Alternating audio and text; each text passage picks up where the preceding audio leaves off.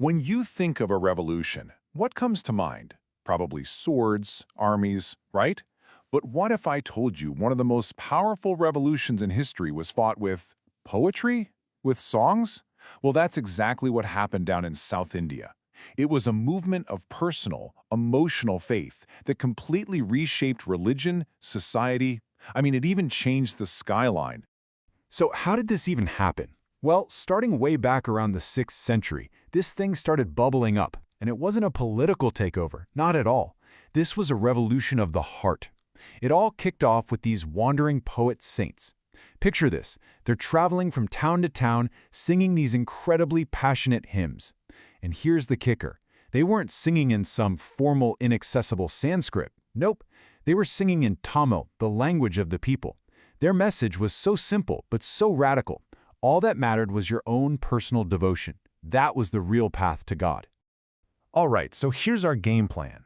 First, we'll dig into how this whole revolution of the heart got started. Then, we'll look at the two main paths that emerged.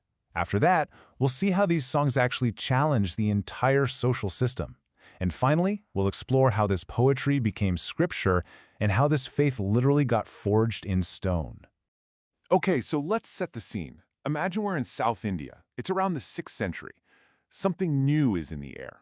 A new way of thinking about religion is about to just catch fire. And it all comes down to one single powerful idea: bhakti. Now, this was a huge shift. This wasn't about, stuffy, complex rituals or memorizing ancient texts in Sanskrit that most people couldn't even understand. Bhakti was all about an intense, emotional, and super personal love for whatever god you chose. It was a faith you could feel, something you expressed through ecstatic singing and poetry. It was like a direct line, from your heart straight to the divine. So pretty early on, this whole movement kind of split into two main streams. Now, they were focused on different gods, but they shared that same passionate, personal spirit. And these two groups were known as the Alvars and the Nayanars. Okay, so let's break it down. On one side you have the Alvars. Their name literally means those immersed in God, and their god was Vishnu. Then you had the Nayanars, which means leaders, and they were all about the god Shiva. Now, we'll get into their sacred texts a bit later, but the most important thing to remember is this.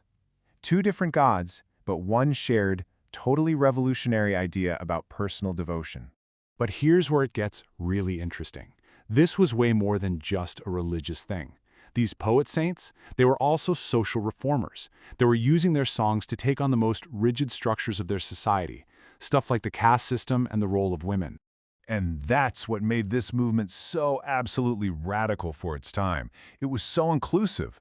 These saints, these bhaktas, they came from everywhere. You had your high-caste brahmanas, sure, but you also had artisans, farmers, even people from caste that the system considered untouchable.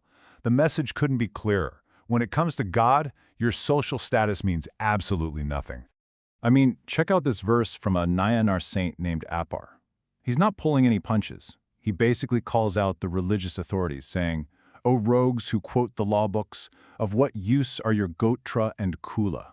He's talking about their lineage, their family status. He's basically saying, who cares where you came from? Wow. That's a direct shot at the idea that your birthright gets you into heaven. Nope. The only thing that mattered was devotion, and that was for everyone. And the challenge to the status quo didn't stop with caste either. Oh no. One of the most amazing things about these traditions was the powerful presence of women. These women saints, through their lives and their words, were a direct challenge to the rules that society had set for them. Take Karekal Ammayar, for example. What a story. She was a devotee of Shiva, and instead of just following the expected path for a woman, get married, run a household, she chose a life of extreme asceticism. We're talking severe self-discipline, rejecting all worldly pleasures. She just walked away from it all, with one single goal in mind, getting closer to her God. And get this, in her own poetry, she completely rejects the whole idea of what a woman was supposed to look like. She calls herself a female pei, a demoness, and describes herself with bulging veins and a shrunken stomach. By embracing this image that society would have found, horrifying, she was making an incredibly powerful statement. She was free from their expectations. And she wasn't alone. This wasn't some one-off thing. Over in the Alva tradition, the one for Vishnu, you had Andal. She wrote this beautiful poetry expressing her love for Vishnu, casting herself as his beloved. Having these powerful female voices in both streams, that just shows you how deep this challenge to the old rules really went. So as you can imagine, the songs these saints were singing were incredibly powerful. People loved them, and over time, they weren't just songs anymore.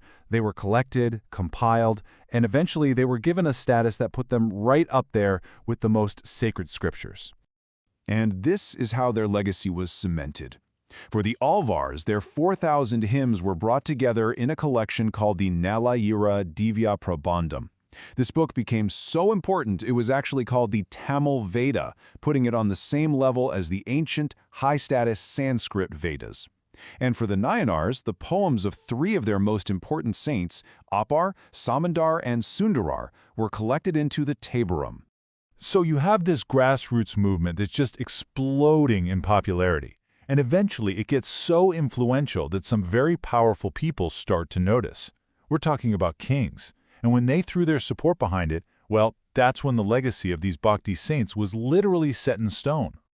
The Chola dynasty, these guys were a powerhouse, ruling for centuries, and they went all in on the Bhakti movement. They poured a staggering amount of wealth into building these magnificent stone temples for Vishnu and Shiva, the very same gods the Alvars and Nayanars were singing about. And we're not talking about small chapels here. The scale was just colossal. These giant gateways you see, the gopurams, that was just the entrance. The Cholas built these enormous temple complexes in places like Tanjavur and Chidambaram.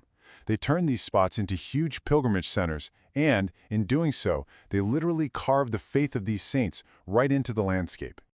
But these temples weren't just buildings, they were canvases. The artists and sculptors were directly inspired by the visions in the saints' hymns. All those incredible stone carvings and those famous bronze statues, they were trying to bring to life the very scenes the poets sang about.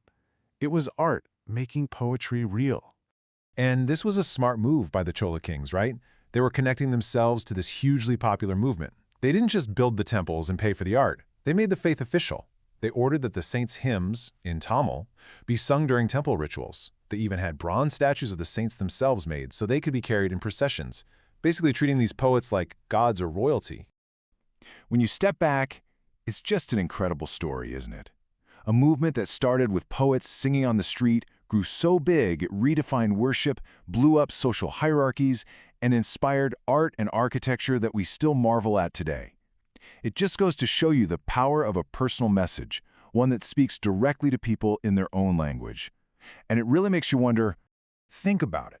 The Bhakti saints used songs to change the world. The Chola kings used massive temples to lock in that change and project their own power. Which leaves us with a pretty big question for today. In our own world, which is just flooded with media, how do art and poetry, our songs, our images, our stories, still shape what we believe and who we are?